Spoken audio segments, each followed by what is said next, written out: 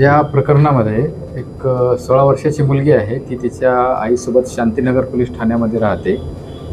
तिची पियुष नेनावे नावाचा मुलगा आहे, तो पाचपावली हद्दीमध्ये राहतो. त्याच्यासोबत ओळख झाली होती. तो गरबाचे क्लास घेत होता.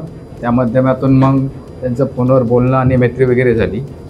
एक दिवस पियुष नेनावे याने त्या मुलीला भेटण्याकरता घरी बोलवले. ती मुलगी त्या ठिकाणी गेली होती. तेव्हा पियुष नेनावे आणि वेदांत पोटके असा नावाचे 2 मुलं त्या ठिकाणी होते.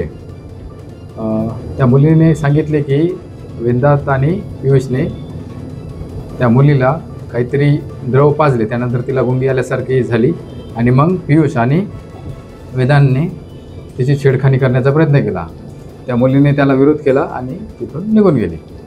त्यानंतर त्या मुलीचा 16/2/2025 रोजी वाढदिवस होता. तर पियुषने तिला फोन केला आणि सांगितले की मी तुझ्यासोबत चुकीचे वागलो आहे, तुझी माफी मागायची आहे.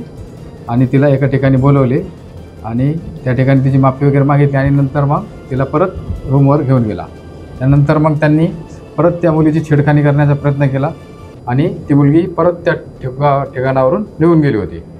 त्यानंतर मग दिनांक 22/10/25 रोजी पियुषने परत त्या मुलीला फोन केला आणि तिला परत तो तसे कृत्य करण्यासाठी बोलत होता. तेव्हा मुलीने विरोध केला आणि त्यांच्या त्रासाला कंटाळून मग चाइल्डलाईन हेल्पलाईनकडे तक्रार केली आणि ती मुलगी 25/10/2025 रोजी चाइल्डलाईनचे अधिकारी यांच्यासोबत पोलीस स्टेशनला आली.